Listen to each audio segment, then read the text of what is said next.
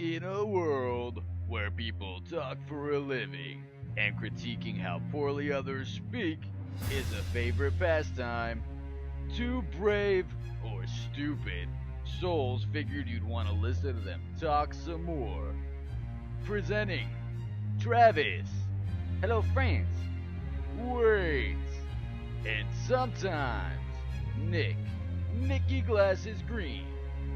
This is excessive phraseology.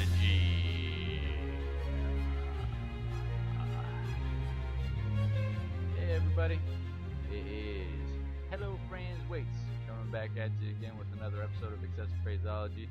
Today I'm just going to be talking about matchups from last week, how everything went. There's too much to talk about with waiver stuff, so I'm going to have to save that for another episode. But we'll just get into the matchups from last week here in a second. Hopefully the new editing and sound and all that cool stuff is working out a little bit. You guys like the way the video looks. But yeah, I got a surprise. Got a couple interviews happening this week, and for that, let's get right into it here. Here we go. All right, so the first match I wanted to get into was this one right here. Hey, congratulations, Petrie. Keep calm and carry on. Kept calm and carried on, and finally got their first win in the lowest scoring matchup of the week. Zeke, Snead, Dan Bailey, and the Jets defense allowed Petrie to finally win by just over 4 points over Mikey No Knees. Russell Wilson scored over 20 points, just barely over 20 points, but that's just the second time this week that he's done that.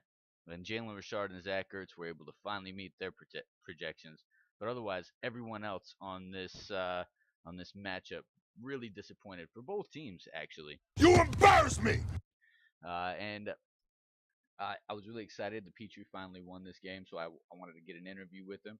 I wanted to ask him how he felt about it, and if you like, we can watch it now. Here we go. Whoop. All right. Well, it's we're here with Martin Petrie, the owner of the team. Keep calm and carry on. Congratulations, man! Thanks. Finally got that first win. How's that feel? Feels good. Like Yeah. to win more of them. You'd like to win more of them? I bet. Yeah. I bet. First win. It came in week 6, right? So you're 1-5 now. Yes, 1-5. Been making a lot of trades, making a lot of moves on the waiver wire, man. Got a little game I like to play. It's called Keep, Trade, Cut. So Uh-huh. if you went into your lineup, you picked 3 different players, one to keep, one to trade, one to cut. Who would they be and why?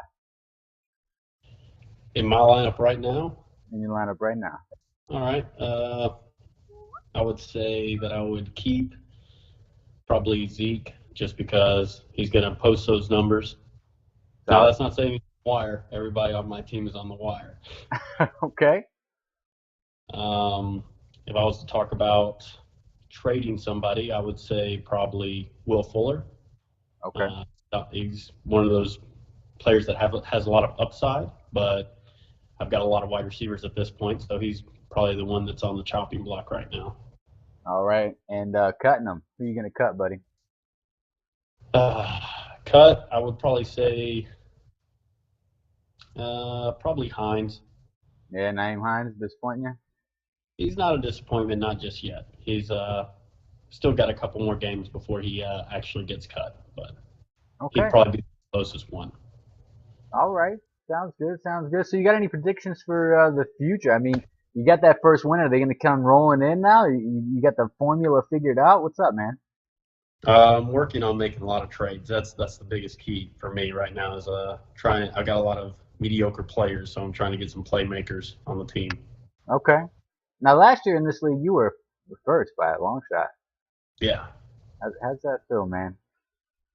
Yeah, it was a different scoring system. It was. I drafted a lot differently, and that's kind of how it went. All right. Well, I appreciate you taking some time out and talking to me on your off day. No problem, Mr. Waits. It's always a pleasure. All right, dude. Good talking to you. You have a good one, man. All right, you do the same. Later, buddy. Yeah. All right, next matchup I want to get into is the biggest blowout of the week. That is Sourdough Dollar. For the second week in a row, he has the biggest blowout of the week. He beat Derek Standies 188.5 to 151.95. Pretty high scoring for it being the biggest blowout of the week. Was a pretty close matchup, I guess. The Dandies had the fourth highest point total this week, with a few big performances from Patrick Mahomes and Julio, also Emmanuel Sanders. But Deion Lewis and Chris Carson combined for only 9 points. For the dollars, being a 49ers fan finally paid off for the first time in years. Dollar actually started Marquise Goodwin, who most kept on the bench.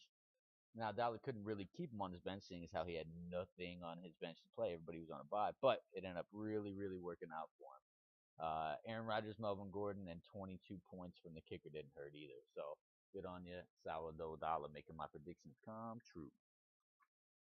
All right, next up we have Mr. Brown's Ohio State Black Eyes. They took out Ryan's Golden Taints in another tight matchup that featured three of the week's top performers.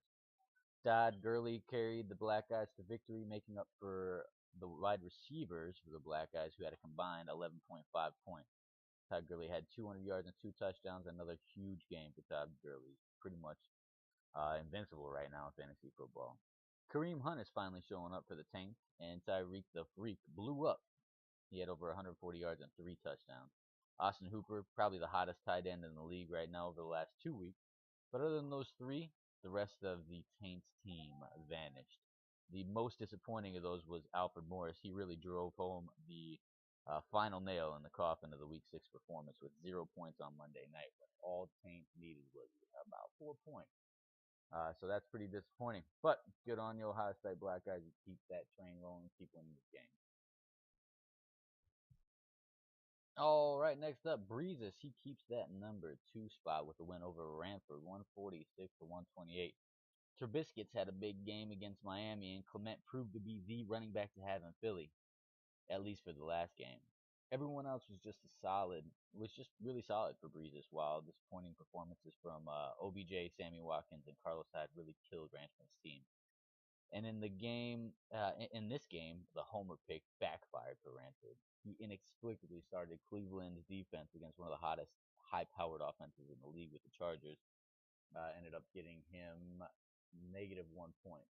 Not gonna help out. Not that it would have really mattered in this game. Breezes had a really solid team that kept them up and above. Good on you, Breezes. All right, and last but certainly not least, this is the highest scoring matchup of the week. Birds Bears take me out. They make me eat my words talking about Bird, beating my team 181 to 172. Adam Thielen, Alshon Jeffrey, and Tarak the Dinosaur Hunter Cohen all showed up for big games with Bird, but none of them had as big a game as Saquon or Saquads Barkley. He put up nearly 40 points and allowed Bird to get 0 points from both Randall Cobb and New England, and still put up 181 and beat yours truly. Really disappointing game for me, and I needed that win, but you know what? What can I say? Devontae Adams really showed up for me. Tyler Boyd showed up for me. James Winston also showed up for me. So hopefully 171 can win next week, which I probably won't get quite again. Anyways, that's the end of the recap show for today. Might be able to get to a transaction show, but it is Saturday morning when I'm recording this, so probably not. Anyways, I really appreciate you guys checking in, listening. Hopefully it was entertaining, and I'll talk to you all in a bit. Adios!